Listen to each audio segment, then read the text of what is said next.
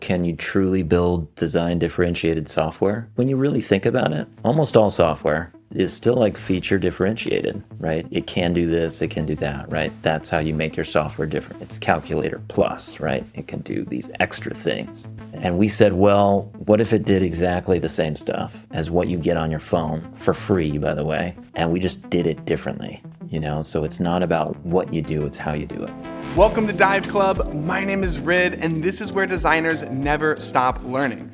Today, we're talking with Andy Allen, who's the creator of Not Boring. Now, if you're not familiar, this is a beautifully designed collection of experiences to replace the typical calculator, weather, timer apps that you have on your phone today. And there's even a generative music experience called Vibes, but what makes these apps really unique is that they're designed like a game with 3D, physics, haptics, sound. I promise these are unlike anything that you have on your phone right now. So I wanted to talk to Andy about the subtle differences that separate good design from great design, because I think we can all learn a little bit from how he approaches his craft. But first, I wanted to go back in time to get the backstory about how he started Not Boring. So I had just come off of a startup and an acquisition, and then was working at kind of a mid-tier tech company as a product owner, and really had kind of become somewhat distant, I would say, from the practice of software design. I was deep in the product world, right, where you're largely managing people and efforts through issues and timesheets and like quarterly reports. I had just started to feel like I needed to get back more in touch with the craft of software. I think I've just always felt more at home there. And I think, like the truth is a lot of us just organically are kind of pushed into managerial roles and leadership roles because that's tends to be how you sort of move up the ranks within companies, right? But, I'm not the best manager by any means. And I think some of it is just looking at what all of us have to sort of ask ourselves, well, what are we really uniquely great at? And what do we think we can uniquely like bring into this world? So I spent some time thinking about that, stepped away from this tech company, not really knowing what I would do next. And honestly, just was sort of like done with software for a while and got into woodworking and started building furniture. This was like right during the height of the pandemic, the start of the pandemic. And just started building things for myself, like for our house, just like, hey, it would be great to have a built-in bookcase right there, a bench right here. Okay, let's build a bench. It just was this great kind of reconnection to craft, I would say. And it was like the exact kind of antidote that I needed to the last, how many years in tech and startup land. And I think once I got into that, it became really clear what it felt like software and software design as a field was missing. It was missing this high degree of craft. And it becomes quite obvious when a lot of these things that I made were, it was for an audience of like 3 people. It's for my family, right? I just really started to love that. Like making something that really tightly fits and satisfies on a very deep level, like a very small audience. Everything, it seems, in software is designed for scale. That's really the business of software, and zero marginal costs, right? It costs nothing to license out another seat on your SaaS service or to deliver another copy of your app to someone. And so everything, I think, falls from that. It's suddenly like built for scale, and which means suddenly like all the design, you make all these compromises to design for scale. And yeah, maybe you have a target audience at first, but inevitably you start talking about how do we expand that and expand it and make it bigger and bigger. And so I was just fascinated by that idea of like getting back to craft and designing something for myself, honestly. And it wasn't even thinking about designing a business or creating some product for the world. It was just like, well, what if you can apply some of those principles that seem to be in most every other design field to software design? Then yeah, that was really kind of where the germ of Not Boring came from. Can you talk a little bit more about the ideation process? Like, how do you take this high level idea and even belief and then figure out what to translate it to? Like, how did you go from that moment to, App Store day one? So one of the things I built, one of the pieces of furniture I built was like a clock, and I built it for my kids. I have young kids. Clocks are like notoriously difficult Analog clocks, especially, notoriously difficult to understand. It seems obvious to us once you learn it, of course, but it's actually like a mental cognitive test because it's tricky. You have to do some math, and there's two hands and all this. So I looked everywhere for a great clock and couldn't find quite what I was looking for. So I designed one that has like 24 hours rather than 12.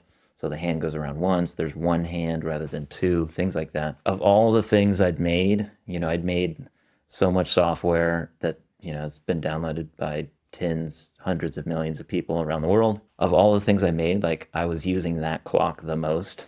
I was like looking at it 30 times a day. And so it started to get me thinking about, well, what are these everyday experiences? These are the moments where perhaps design could really shine. I started to develop some ideas around where design has a unique advantage. I think it's particularly around these more mature product categories. So things that are already well established. I mean, design can do all sorts of things, so I don't want to pigeonhole it. But I think the type of design that I was interested in, design as a differentiator, really shines when it's in this very mature category. You see this today with linear, right? It's like, a task manager, right? That's a very defined category, but they found an interesting way to reinvent it. The browser company, it's like reinventing a browser, right? So I think if you choose a mature category like that, it gives you a chance to have a clear perspective, and it almost becomes kind of a canvas on which you can paint an idea. So I very quickly was like, okay, what are some very basic, like everyday app experiences that we all need to use every day? Weather, right? We all have to check the weather in the morning. It's funny because I also teach at the university. One of my assignments for the students was like designing a basic weather app. And so I was like, well, what if I designed a weather app?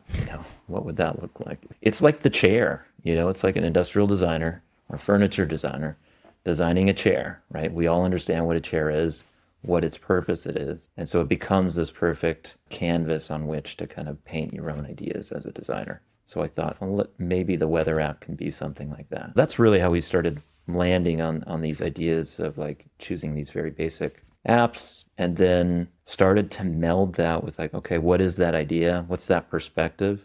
I've always had a strong interest in gaming. It's something that has always like just sort of been adjacent to what I'm doing, but never really like entered into any conversations. It's kind of strange. I mean, gaming, they're largely running on the same devices that we're building our software on, right? And our apps, and using a lot of the same tools. It's digital experiences. They have to think about onboarding and usability, a lot of the same questions that we have to face in the product world. And yet they're like completely separate fields. Like we don't hear anything from gaming, and gaming knows like very little from product. I just started to like question that and like, well, maybe there's something here. So the more I started digging into the gaming world, it was just became this like endless like fountain of great ideas and just rich inspiration. And so I started to think, okay, what if we combine some of the technology and the tools behind gaming? I think a lot of design and digital design had kind of started to plateau a bit. We'd sort of played out flat design, and we were getting deep into design systems. And I mean, some of that is still playing out now, but was just kind of like itching for something richer. And I think I found that in games.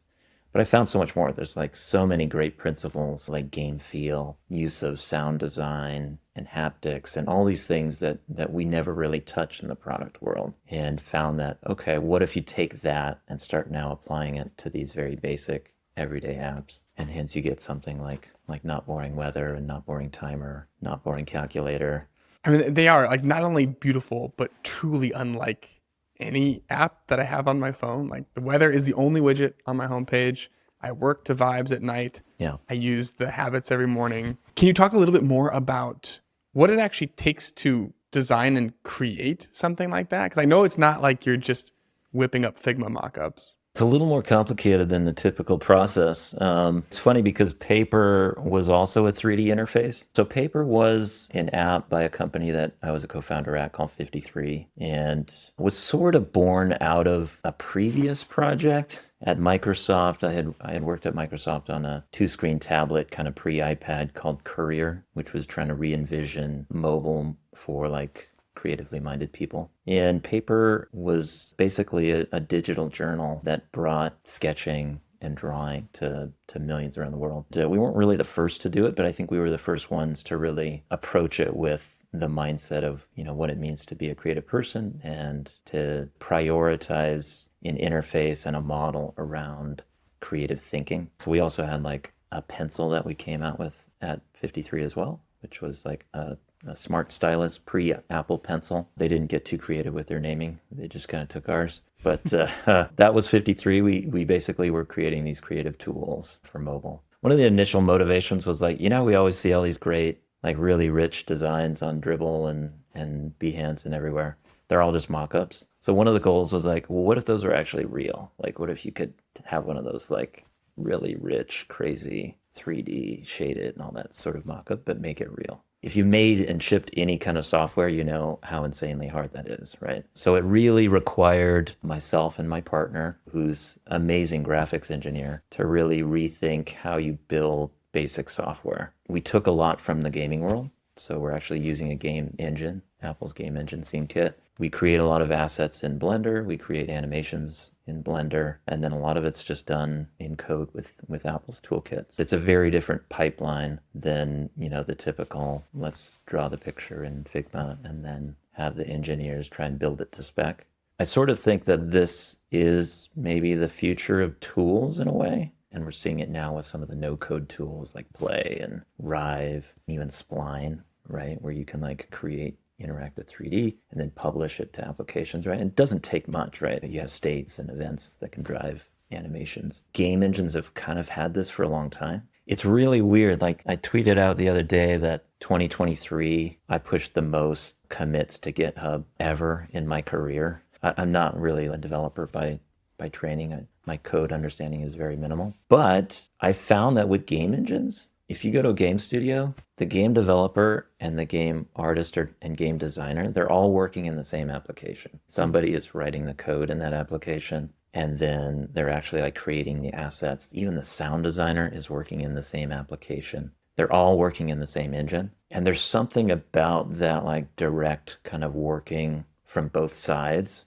in the same piece of software that I really felt I was missing, I think, with the kind of standard like design tool and redlining, and then it gets built over here. And so it's been like a super gratifying process where it's like it's both very different and kind of complicated, and there's certainly like a ton of issues and challenges with it, but at the same time it feels very rewarding in a way that like the sort of standard process never has.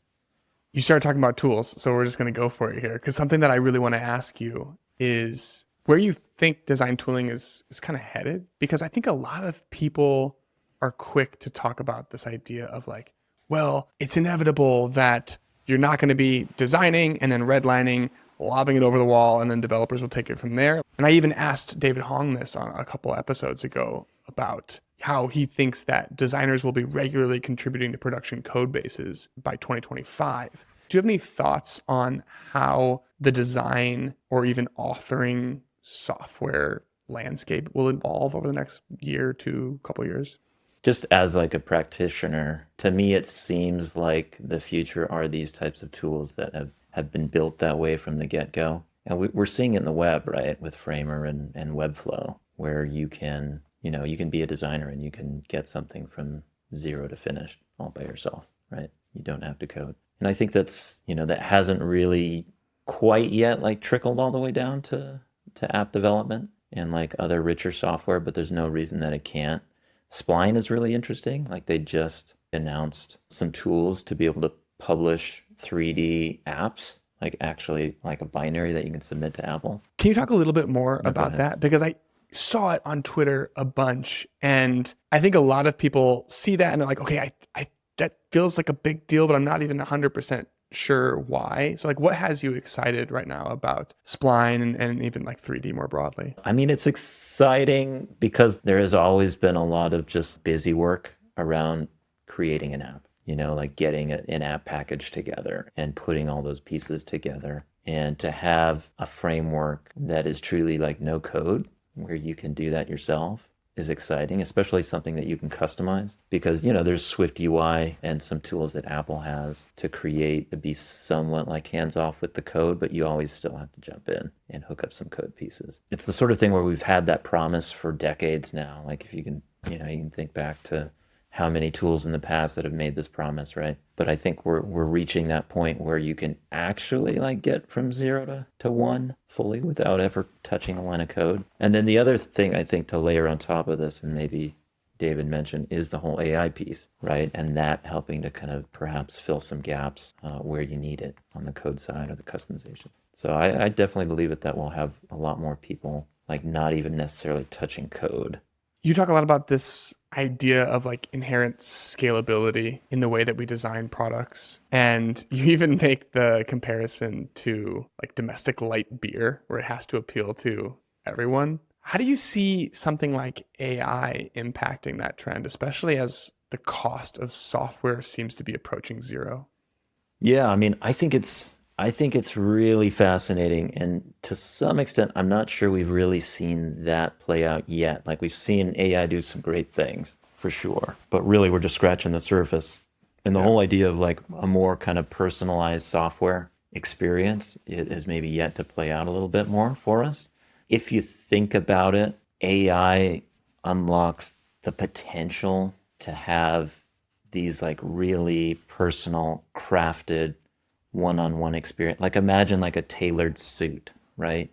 Like tailored clothes or like built-in furniture built specifically for your need. It's potentially the first time that we'll have that level of like tailored product at scale. You've always had to trade off scale versus customization or personalization or like, and that always comes with trade offs, right? Whenever you have to make something generic or make it work for X number of people or make your clothes fit X number of people, right? It can never be like truly well fitted. And so, I think that's really exciting about AI that I haven't seen a ton of people explore yet. But for sure, that's what we want, right? We all want the tailored suit. We want like the built-in furniture, the thing that fits exactly what we need at any given time. It's just based off of technological advancements and AR potentially having its moment here soon. We have Vision Pro shipping. I agree. It's like super first inning, but it all is starting to feel a little bit more tangible and inevitable. When you kind of look into the rest of this year and beyond, like are there other things that have you particularly excited or that you're keeping your eye on? Yeah, I mean, AR and spatial computing, mixed reality, I think that's exciting. And it is behind, or it's tangential to some of the things that we're doing for sure, where we're like designing 3D interfaces. And I came from a graphic design background, and so I think in 2D, but I've kind of had to come to grips with the idea that like we're not naturally necessarily born to like understand things in 2D. I think 3D is actually a very like natural way of understanding the world. I mean, this becomes immediately clear when you have young kids and they, have a couple of blocks and they know how to stack them up and make things happen, but yet they can't, understand like a 2D visual. And so I think when you really strip it back, we'll start to realize just how much of like our world has been kind of flattened due to 2D and sort of flattened for the sake of like reproducibility and efficiency. But once you open that up and now you have 3D spaces, I feel like there's a lot of opportunity for us to kind of find even more intuitive and more natural feeling ways of interacting with the world and gathering information and all that in a way that we just really haven't had much like experience with. I mean, in a very simple example of that is like, we use 3D number forms in our apps, like in the calculator, the weather app, right? It's really hard to find other examples of 3D number forms out there. Like I'm looking for like, okay, because we release skins where we redesign the numbers in different ways. Just not many people have done it.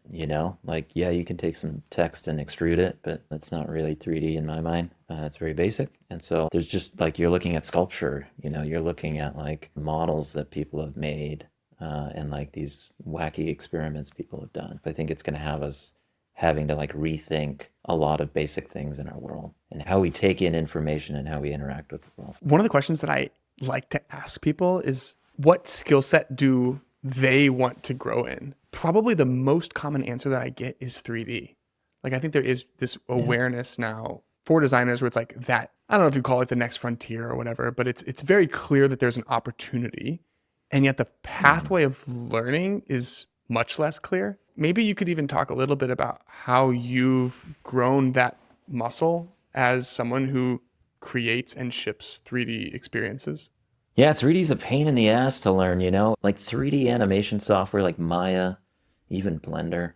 I maintain that it may be the most complicated software out there. Like, I've heard like that. maybe up there with like whatever NASA's using to like determine flight paths of things, right? Like the amount of things you can do in it, it's insane. I've never met anyone who knows, like even the most experienced experts will tell you that they know like maybe 5% of Blender. So it's like these insane big applications. So the way I learned it and the way that I try and teach other people to learn 3D is not to start with the software and to start with something that's a lot easier. I literally bought a bunch of Lego and started building things out of Lego. Or I bought some modeling clay, some Sculpey modeling clay. And you can model stuff out of clay. Like, don't let the tool get in your way, because really what you have to do is start developing an eye and a sensitivity for three-dimensional forms. And as any like industrial designer can tell you, like it's different. It's very different from 2D. And something that can look great in 2D can suddenly like not look so great in 3D or look entirely different. And so I try and get people to do that first, to just like develop their kind of aesthetic sensibility for 3D outside the tools. And then you'll start to like, you can take some courses and start to learn little bits of the tools here and there to start to develop a little bit of competency, but don't feel like you have to learn it all at once. Like just learn enough to do the thing that you need to do, to like model that one thing or that one number or that one form, and then figure out how to animate it later if you need to animate things. So just sort of like learn it in pieces. But by all means, like I think the big mistake that people make is they feel like they have to download Blender and take like a 6-week course in how to learn Blender. And it's like, even to this day, I don't sketch my ideas out in Blender. Like I sketch them on paper, and I still use modeling clay to get ideas down, because it's just these, the software is not conducive to that level of like thinking, I would say. It's great at executing stuff when you need to execute it, but it's not really like a great ideation tool. Can you talk a little bit more about your ideation process? Because you have so many different feels that you're creating through these different experiences. Like you mentioned the skins, and I've kind of been flipping through the different skins, and it's like they're fundamentally different art directions and visual languages that do meaningfully impact the experience. I'm curious how you even come up with those. Like, what does your creative process look like for these apps? It's not just me, for one. I have to throw a lot of props to my co-founder and partner, Mark Dawson, who is admittedly more of a developer, more of a graphics engineer, but I would say like contributes probably just as many ideas to what we build as I do. And we sort of decided early on that we were going to really just follow our own interests. Just to take a step back, like before I was a designer, I was really more of a filmmaker. That's how I got into design. And one of the bits of advice that, when you hear most like great film directors like Fincher or Tarantino give advice to younger filmmakers on what to make, they say, make the movie that you want to watch. I've always sort of taken that to heart when it comes to software. And it sounds selfish, but I think it's oftentimes a great thing that you could do, because you're finding like something that is inherently kind of truthful. You don't have to put on a mask or adopt another persona. And so largely we're just driven by things that interest us. The new set of skins, is its depth, normals, and wireframe. Those are just ripped right out of Blender. Those are like different view modes in 3D software. We thought, well, wouldn't that be exciting to kind of reveal what you don't see typically in software? So to like reveal the underlying structure. So we have one called wireframe, where you put that on and then suddenly like you see all of the edges and the vertices and everything kind of cool. It's like taking the skin off the building, and you see the underlying structure of it all. I don't know, I just thought that was interesting, and so we're largely just following whims like that. I wouldn't say we have any sort of like defined process other than finding something that interests us and pursuing it. One of the skins is a monster skin. And it's kind of silly, you know, it's like not something I would have designed, to be honest. I'm much more like I love stark, kind of black and white, very basic, kind of like classic design, international Swiss design type of stuff. I just started goofing around with my kids in Blender one day and they were like, "Oh yeah, put some eyes on it," you know? So I like threw some eyes on it. And I'm like, "Well, what about like a tongue coming out here, or a mouth, you know?" Like, yeah, do that. And it's like, you know, I had like a black and white version of it. And then I started to do color. I'm like, which one do you like? This one or the color one? Well, guess which one kids like, right? Mm-hmm. It's the like super colorful one. So some of it is like trying to just kind of be open, you know, and recognize that maybe I have some of my own biases and like, you know, maybe there's something like a little bit more truthful about what kids are drawn to and the sorts of things that delight them that maybe gets beaten out of us as weary adults over time. It's cool. I mean, you're definitely going to get a different type of iteration cycle when you're presenting to your kids rather than a traditional PM and room full of They can be brutal, stakeholders. man. I bet. They can just tear you apart, you know. You can spend a long time on something, and they like the one with the rainbow on it, you know. So it's like, okay. You've been doing this for 3.5 years now. I do want to talk about, broader landscape stuff and skill sets and things like that. But maybe even just at a personal level through this journey, are there ways that you have grown or elements of this experience that maybe you just like didn't see coming when you first started this journey? I mean, the very premise, look, it was really a thought experiment. We had this idea that I thought was interesting, but it was, can you truly build design differentiated software? When you really think about it, almost all software is still like feature differentiated, right? It can do this, it can do that, right? That's how you make your software different. It's calculator plus, right? It can do these extra things. And we said, well, what if it did exactly the same stuff as what you get on your phone for free, by the way? And we just did it differently, you know? So it's not about what you do, it's how you do it. That wasn't really proven out, and I had no idea what was going to happen. I thought, hey, maybe it's interesting to me and maybe a few like design friends. What's been really surprising is just how many people have resonated with that, even outside the world of design and outside of the world of tech even. You know, I'll get emails from people in, middle of nowhere who, have no like connection with tech and don't even really seem to be that connected to the design community in the way that we might see it on places like Twitter. But they'll like reach out with just the most gushing email about like, wow, this is amazing. I can't believe, I'm like, really? Like, why are you drawn to this, right? But I think that's everywhere, I think we just don't see it in software, right? Like we see it in the fashion world. We see it in other places. Like people have this desire to interact with something at an aesthetic level and a deeper level. That's there. It just wasn't there in software. That's probably been the most surprising thing, is just how many people and how far outside the scope of who I thought it would resonate with have actually like felt some connection to what we're doing. Let's zoom out from here because there's something I want to ask you, which is Whoa. recently you had a tweet and you asked, what's broken with software design? And it kind of blew up. There were over 350,000 impressions. So I want to know what led you to ask that question. And then maybe even just reading some of the replies, like what themes or ideas stand out to you as an answer to that question?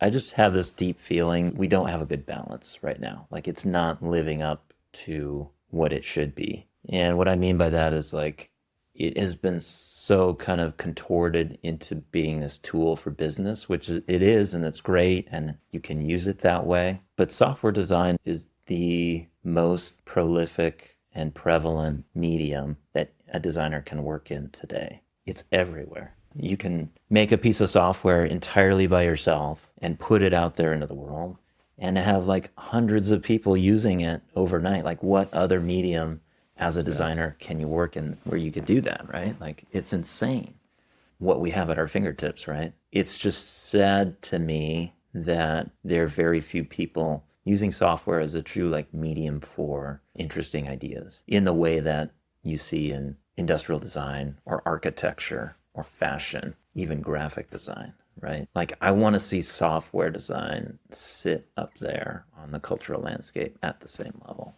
as those things. We all, as designers, I think, have to ask ourselves, why did we get into design? Are we getting in it just to like serve some business OKR? That's fine. And if some people want to do that, that's great. But I think a lot of us got into design to contribute something back to culture, in the way that all these other fields are. And yeah, and I think some of that came out in some of the themes. But honestly, like there are other things that like I have my own list, I guess, of things that feel like they're broken. That was my next question. So now you have to share a little bit about what's on that Okay, list. what are those things? Yes. I sort of think it's four things. Okay. One is like we don't do such a great job of preserving great software design, right? Like it's ephemeral. Yeah. It's gone.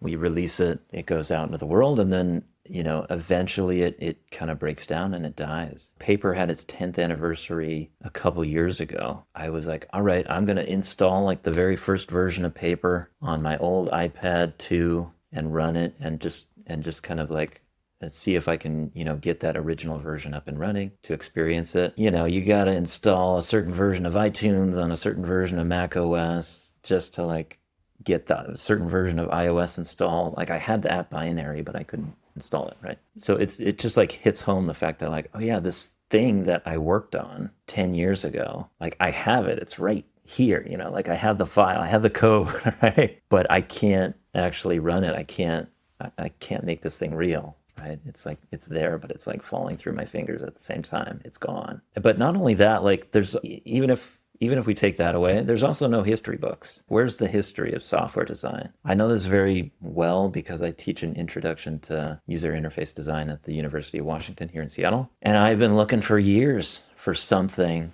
that touches on the history of great software design. And it just doesn't exist. And there's so many great stories I feel like that I've picked up through various channels, but most of it is just unwritten. Like how did certain things come about? It's just unknown. It hasn't been documented, hasn't been captured. That's the first one. We don't preserve it. The second one is we don't celebrate it. There's not really, I mean, yes, we give a lot of likes and congrats on Twitter when something comes out, great, but we don't really have big moments where we celebrate great software design. Like there's no Oscars of great software. There are some like smaller awards here and there, or they're very like industry or platform specific awards. Apple Design Awards is a great awards program, but it's of course limited to the Apple ecosystem and sort of at the whims of what they deem interesting. There's not really any sort of independent way of acknowledging great software, and it sounds kind of trite, and like awards can be kind of annoying at times, but I am a believer that they serve a purpose in like getting us together to recognize like where we are in a moment and what's influencing software design right now. And it preserves the moment too. You're creating the record book. It makes total sense. Exactly. So number 3 is like we don't really talk that much about the details of software. And what I mean by that is the sort of larger like media culture talks very little about software. Like new iPhone comes out, there's like hundreds of tech YouTubers covering the new device, right? Not only that, I mean, I think that's great. Never mind the fact that the phone is like barely changed, right? It's like little bits here and there changed, right? But never, they still managed to like put out 20-minute video going into all the details around it. New big app comes out or something, like there's almost nothing. And it seems like it's worse to me. I feel like it was easier to get tech coverage 10 years ago when I was promoting Paper and other software experiences. Now, if you're like an indie app developer, it's really hard to get any attention from media. The only moments of getting attention really are like raising money or like an acquisition or a sale of some kind, right? It tends to have to be like connected to some tech business outlet, right? And not only that, like just the language with which we have to like talk about software is not there yet. And I think we've developed that like you started to see people develop that language around hardware products. Tech reviewers can spend like 5 minutes talking about the exact like finish or the color or the feel, the latest like titanium iPhones, let's say, right? Like when was the last time you heard anyone talk about the feel of software? Meanwhile, like we all just cover our phones with cases, so we're not feeling it anyways. And we're spending, 9 hours a day in the software. And so it feels like there's a gap there that we have yet to really fill. It's both on the media side, but also even on like the kind of criticism and the more sort of like academic criticism that you see in plenty of other fields like architecture and fashion and that sort of thing. It's just not really there yet. And then, I think the last one is the fourth point is I think one that you're probably familiar with, which is like we don't do nearly enough, I think, to pass it on, to pass on how do we teach great software design to the next generation. I'm super grateful to all those who like share their process and share their work online. That's great, but it's like there's still so much that we have like yet to uncover about how great things came about. There was just the other day, I'm forgetting his name, Daniel, forgetting his last name, but he came out, he just tweeted that, oh yeah, here's, the whole like iOS gesture where you start a drag on the spacebar and you can move the cursor Oh around yeah, I watched that. freeform. Right. He was like, oh, here's, if you guys wanted to know where that came from, here's like the demo video that I made, 7 years ago before Apple hired me to build it there. It's Right. amazing. And it's like, yeah, it's like this peek behind the curtain of like how this stuff gets made, right? And we need more of that, right? We need to know where this stuff comes from, who's behind it, what decisions they're making, what tools they're using. I think there's just so much interesting knowledge there that we need to find a better way of passing on that we just haven't done yet. And probably all sorts of like reasons for it with like NDAs and tech companies wanting to keep things private, but we've got to find a way to break through that and I think find ways of contributing back to the field. You have a article that I really, really enjoy, and it's basically talking about this difference between good design and great design. And there are these epic one-liners in there, but I know that there is more behind it. And so I'm wondering if we can do like a really quick lightning round because I pulled out some of them and I'd like to just create space for you to talk about like the intent and just go one level deeper on this one-liner. You down? Yeah. It probably is worth articulating what I mean by good versus great here, just for a Please. second. The idea is that there's a lot of good design out there, right? There's bad design too. We often talk between like good and bad design, right? I think we all know what bad looks like. But good is like it satisfies what it's intended to do. It serves a purpose. It solves a problem. What I mean by great is like it actually advances our understanding of the field of what software design can be. Cool.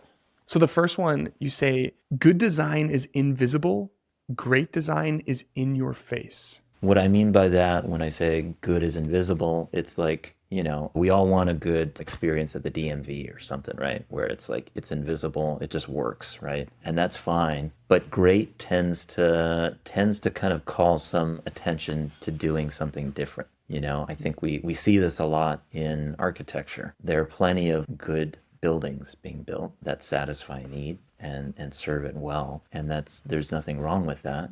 But occasionally there are people doing great architecture that pushes our understanding of how a material can be used or how a space can be shaped forward. And I think that does call attention to itself in some way. And I say it mostly because I think we often use that phrase, or it's often used where like good design is invisible. I think that's true.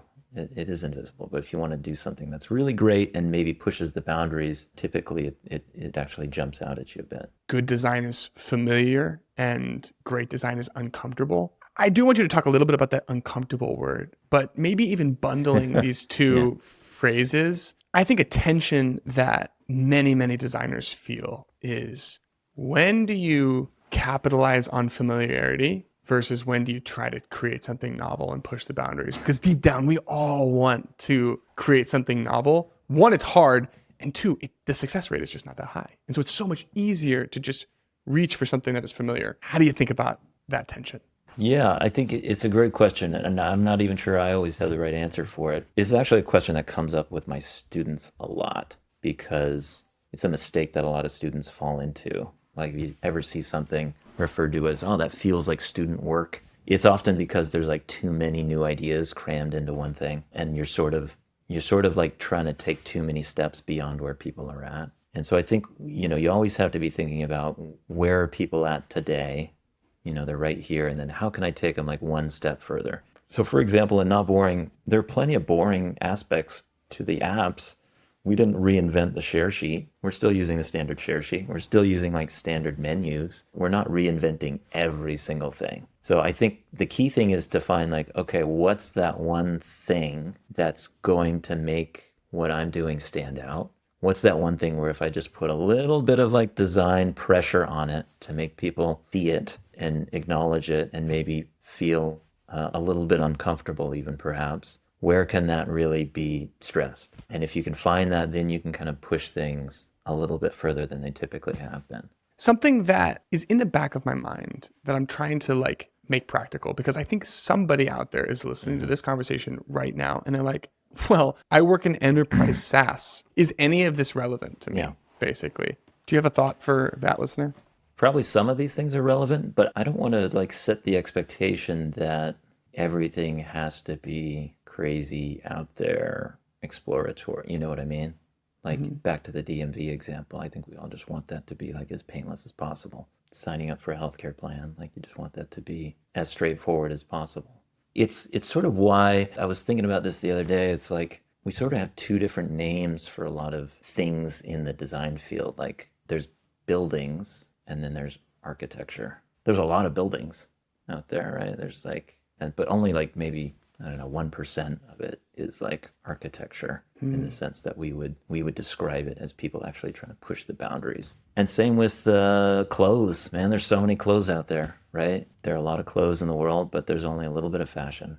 I think that is a sort of natural balance. Like we don't need the whole world to look like a fashion runway show, and we don't need the whole world to be like crazy insane architecture. I mean, it might be interesting if it was, but I think we just naturally have like a certain budget maybe for new things as people. And so I think by nature there's going to be a balance, and that whatever that slice of not boring is in that field, it's going to be a small slice. My point is not that you suddenly need to push the design field with your SaaS product. In fact, it might be exactly the wrong thing to do, right? And it may not be supported by your business. Good design doesn't just happen. It happens because it needs to happen for the business to succeed. That's how great design happens. Now, there's plenty of things I can talk about, like how to use sound design better, or how to use haptics, or maybe how to integrate 3D, that I think at that level, like you can find interesting ways of integrating that into almost any product, really, or any experience that you make. But this idea that like it needs to be truly design driven and challenging, I think that's probably actually like a small slice and really very business dependent. Like it relies on the business requiring something to be design differentiated, which, let's be honest, most businesses don't need that. Yeah, that makes sense. I love the idea of budget for novelty. That totally resonates. Some quick questions. A little bit more just like personal, your story. The first one is, when I look at this suite of apps that you've created, they really are visually unlike anything else that I have on my phone. And so my question is, what are some of the ways that you've invested in your own personal taste as a designer in your career? I've always found that it's helpful to look outside of design and to look at other fields. So when I'm looking for inspiration or ways to grow, I'll look at other industries. I've admittedly like pulled a lot from gaming and found that to be just a wealth of inspiration. It's just this whole new world that I feel like a complete novice in. Look, some people love the sort of comforts of feeling like an expert, but I enjoy kind of like these things that make you feel uncomfortable and like a novice in things. And I find the more that I can jump into that, that helps to kind of sharpen my understanding of who I am as like a designer.